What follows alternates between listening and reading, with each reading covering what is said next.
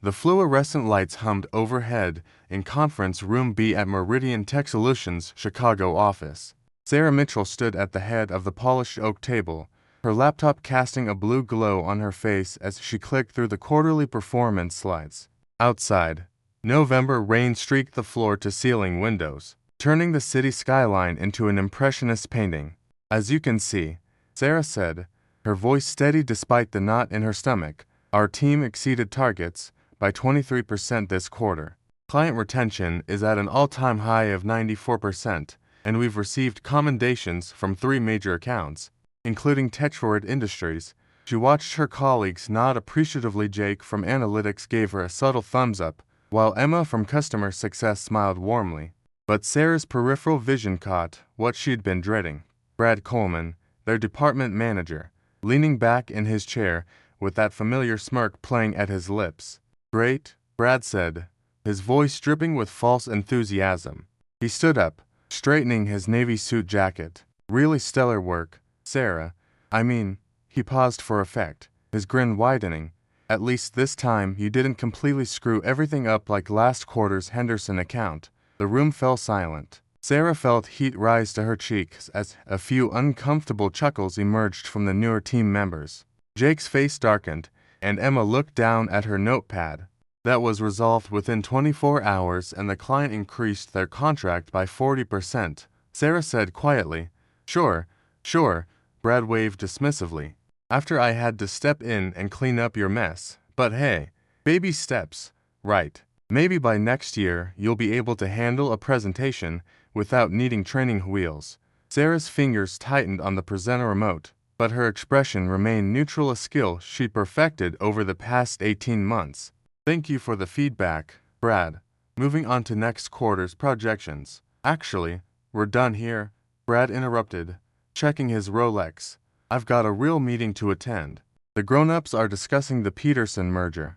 He grabbed his leather portfolio and headed for the door, pausing to add over his shoulder, "Sarah, try not to lose us any clients this week." "Yeah." The door clicked shut behind him, leaving a vacuum of awkwardness in his wake. "Sarah, I'm so sorry," Emma began, but Sarah held up a hand. "It's fine. Let's wrap up. I'll send everyone the slide deck." As her team filed out, offering sympathetic glances and muttered words of support, Sarah remained at the table, staring at her reflection in the black screen of her closed laptop. She pulled out her phone and opened a hidden folder labeled Tax Documents 2023. Inside were screenshots, emails, and audio recordings dating back over a year. She added a new note, November 13, 2024, 10:47 a.m., public humiliation in front of full team. Witnesses, Jake Morrison, Emma Chen, Marcus Williams, Jennifer Park, David Russo, Amy Lynn. Sarah had been building her case methodically, professionally, because what Brad Coleman didn't know was that every insult, every belittling comment, every unethical request had been carefully documented.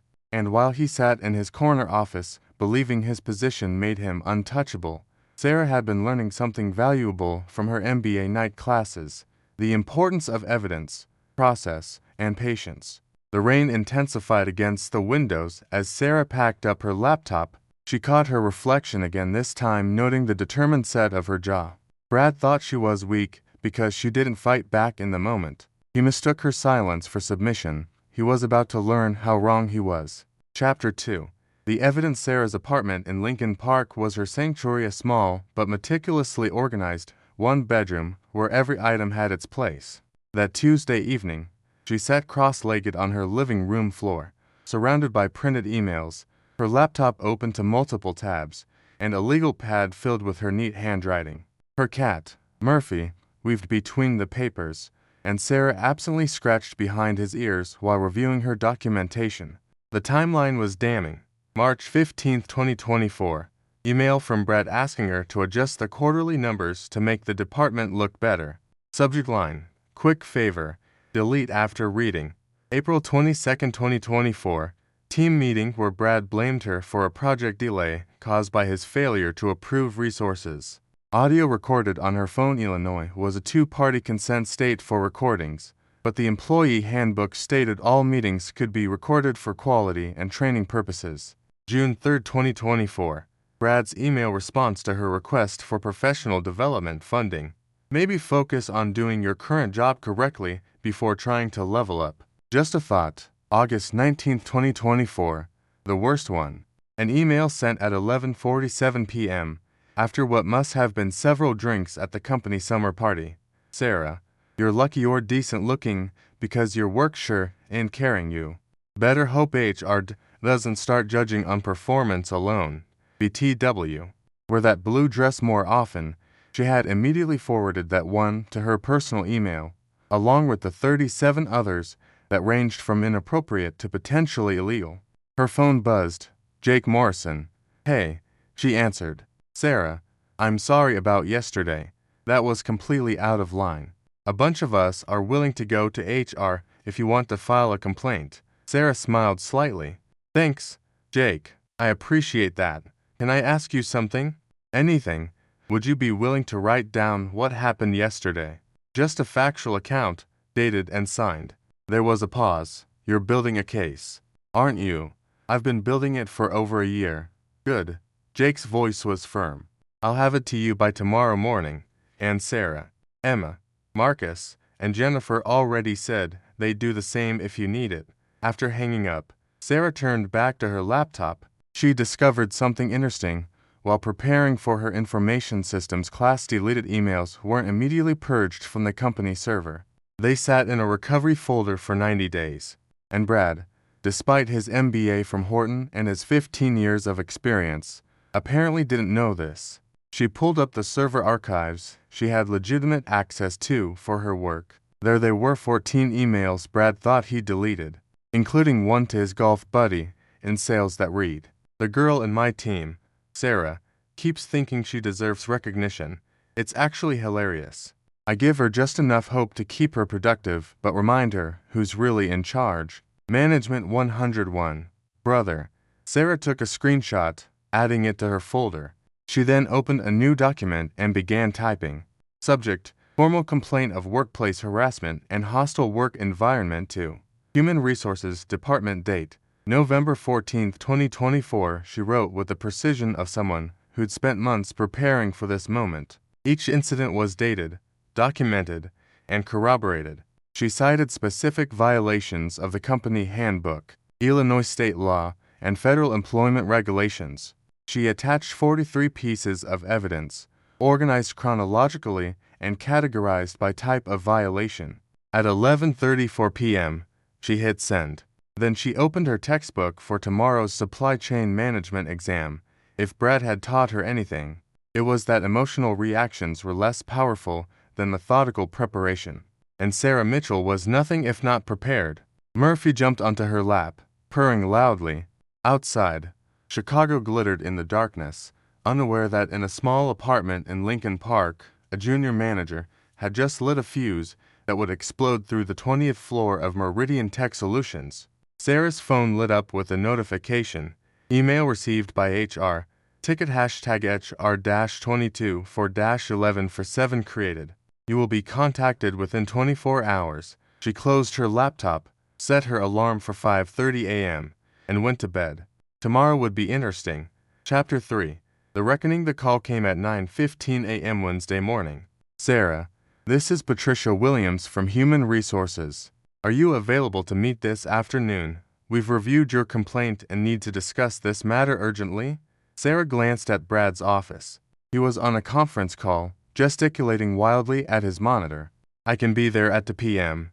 Perfect. Please bring any additional documentation you might have. And Sarah, this meeting is strictly confidential. Please don't discuss this matter with anyone. The morning crawled by. Brad emerged from his office around 11, stopping by Sarah's desk. Mitchell, I need the Henderson analytics by end of day. And tried to make them look professional this time. He chuckled at his own comment and walked away, oblivious to the storm approaching. At 1:45 p.m., Sarah stood outside the HR suite on the 5th floor, her leather portfolio containing printed copies of everything. She dressed carefully, her best charcoal suit, minimal jewelry, hair pulled back in a professional bun. She looked like someone to be taken seriously. Patricia Williams was waiting in conference room, along with James Crawford, the senior VP of Human Resources, and a woman Sarah didn't recognize. "Sarah, please sit," Patricia said, her expression grave. "This is Linda Chen from our legal department. We've reviewed your complaint and, well, it's one of the most thoroughly documented cases we've ever seen." Sarah remained quiet, waiting. James Crawford leaned forward. "I want to start by saying that Meridian Tech takes these allegations extremely seriously. We've spent the morning reviewing the evidence you provided. The emails that Mr. Coleman believed were deleted, those were particularly enlightening. We need to ask," Linda Chen interjected, her legal training evident in her careful words, "did you obtain these through any unauthorized means?" "No," Sarah replied calmly. "As part of my role in project management, I have legitimate access to the server archives for document recovery. I discovered them while retrieving project files. The Employee Handbook, Section 7.3, states that all company communications are property of Meridian Tech and subject to review." Linda made a note. Looking impressed despite herself, Patricia pulled out a tablet. "We've already received corroborating statements from 6 of your colleagues about Monday's incident. But what concerns us more, this pattern of behavior spanning 18 months. 18 months, 2 weeks, and for days," Sarah confirmed. "Since my first performance review, when I received an exceeds expectations rating. Brad seemed to view that as a threat. Why didn't you come forward sooner?" James asked, though his tone was curious rather than accusatory. Sarah had prepared for this question. "Initially, I thought I could handle it professionally. When it escalated, I began documenting everything while completing my MBA coursework in employment law and organizational behavior. I wanted to ensure that when I did come forward, it would be with incontrovertible evidence." The 3 HR representatives exchanged glances. "Sarah," Patricia said slowly, "we need to conduct a full investigation, but based on what we've seen, Brad Coleman will be placed on administrative leave effective immediately. We'll need to interview him, of course, but he'll deny everything." Sarah interrupted quietly. "He'll say it was just jokes, that I'm too sensitive, that I'm retaliating because he's a tough manager. He might even try to discredit my work performance." Linda Chen smiled thinly. "That would be difficult, considering we've already pulled your performance reviews, client feedback, and project success rates. Your record is exemplary. His comments about your work are demonstrably false." James Crawford stood up. "We'll handle Mr. Coleman. In the meantime, you'll report directly to Margaret Foster, the department VP, and Sarah, we owe you an apology. This should never have happened, and certainly not for this long." Sarah nodded, maintaining her composure even as relief flooded through her. "Thank you. I just want to do my job in a respectful environment." As she left the HR suite, Sarah's phone buzzed with a text from Emma. "Brad just got called to HR. He went white as a sheet. Are you okay?" Sarah typed back, "I'm fine." Back in 20, she took the stairs instead of the elevator, needing a moment to process. Each step felt like shedding months of accumulated stress. By the time she reached the 20th floor, she could hear the commotion. Brad's voice carried from the HR director's office near the elevators. "This is ridiculous. She's making this up. You can't just..." Sarah walked past without looking, returning to her desk. Within an hour, security was escorting Brad out with a banker's box of his belongings. He caught sight of her as he passed, his face a mixture of rage and disbelief. "You did this," he hissed. "No," Sarah replied evenly, meeting his gaze. "You did this. I just kept the receipts." As the elevator doors closed on Brad Coleman's career at Meridian Tech, Sarah opened her laptop and got back to work. The Henderson analytics were due by end of day, after all. Chapter 4, The New Normal. 3 weeks later, Sarah stood in the same conference room B where it had all come to a head. But this time, she wasn't presenting, she was leading. "Good morning, everyone," she said, looking around the table at her former peers. Now her direct reports. The November rain had given way to December snow, coating Chicago in a pristine white blanket. "Before we dive into the quarterly planning, I wanted to address the elephant in the room." The team shifted slightly, but their faces were open, supportive. I know the past few weeks have been turbulent. Brad's termination, the investigation, my promotion to team lead, it's been a lot of change. But I want you to know that my door is always open, and I mean that literally and figuratively. Jake raised his hand with a slight smile. Do we have to raise our hands now that you're the boss? Sarah laughed, a genuine sound that seemed to lighten the room. Only if you're asking for a raise. The tension broke, and the team relaxed into their chairs. Look, Sarah continued, setting down her tablet and speaking from the heart. We all know what the culture was like before. The fear of making mistakes, the public humiliation disguised as motivation, the feeling that we had to watch our backs. That ends now, Emma nodded emphatically. The whole floor feels different already. Did you know 3 people from other departments have asked about transferring to our team? I did. Actually, Sarah smiled. We have approval to hire 2 additional analysts. But more importantly, I want to establish some ground rules for how we operate moving forward. She pulled up a slide, not a corporate mandate, but a simple list. Our team principles. Mistakes are learning opportunities, not weapons. Feedback is given privately, and constructively. Success is celebrated publicly and shared by all. Every voice matters. From intern to senior analyst, we succeed together, or not at all. These aren't just words, Sarah said. They're commitments, and they apply to me too. If I ever fall short, I expect you to call me out respectfully, but firmly. Marcus Williams, who'd been one of Brad's favorite employees, spoke up. Sarah, I owe you an apology. I laughed at some of Brad's jokes. I didn't speak up when I should have. I'm sorry. We all have things we wish we'd done differently, Sarah replied. What matters is what we do going forward. A knock on the door interrupted them. Margaret Foster, the department VP, entered with a warm smile. Sorry to interrupt, Sarah. Could I borrow you for a moment after this meeting? Good news. After Margaret left, Sarah turned back to her team. Right. Let's talk Q1 to 0 to 5. Jennifer, want to walk us through the project pipeline? The meeting flowed smoothly, with genuine collaboration replacing the fear-based dynamics of the past. Ideas were shared freely, challenges discussed openly, and solutions developed collectively. Later, in Margaret's office, Sarah learned the good news. The investigation had uncovered that Brad's behavior extended beyond just her. 2 former employees had come forward with similar experiences, and one had even filed an EEOC complaint that Meridian had quietly settled. The board is implementing mandatory management training company-wide, Margaret explained. They want you to help develop the curriculum based on your experience. Are you interested?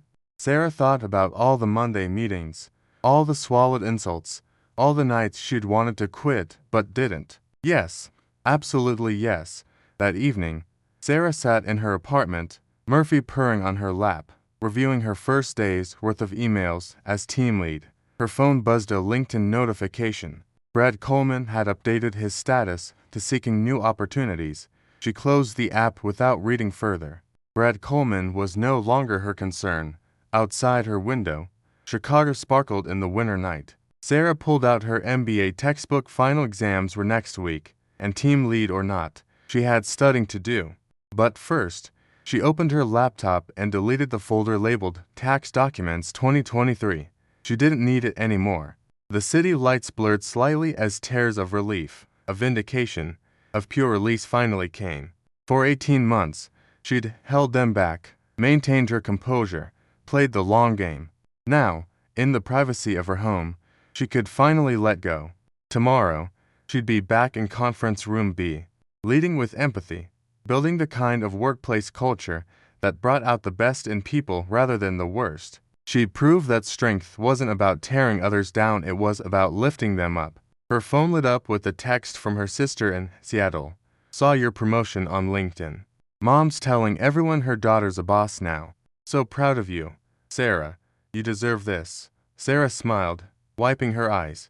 She typed back, thanks. It was a long road, but worth it. As she settled in to study supply chain management, one thought kept returning. Respect isn't given, it isn't taken.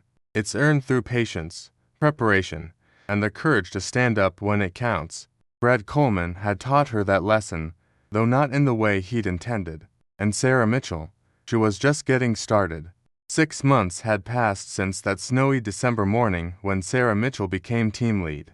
Now, on a humid June evening, she stood in the atrium of the Willis Tower at Meridian Tech's annual Leadership Summit. The Chicago skyline glittered through the floor-to-ceiling windows as industry professionals mingled over cocktails and small talk. Sarah Mitchell, a woman in her 50s with silver hair and a confident bearing, approached. "I'm Diana Hartwell, CEO of Pinnacle Solutions. I've been hoping to meet you." Sarah shook her hand, puzzled. "It's nice to meet you. I'm sorry. Have we worked together?" Diana smiled knowingly. "No, but I've heard about you." The Brad Coleman situation made waves throughout Chicago's tech community. What you did took remarkable courage. Before Sarah could respond, her phone vibrated. A text from Jake. "You need to see this. Brad's back." Sarah's stomach tightened, but she maintained her composure. "Excuse me, Ms. Hartwell, I need to handle something." "Of course." "But Sarah," Diana handed her a business card, "when you're ready for your next challenge, call me. We need leaders like you."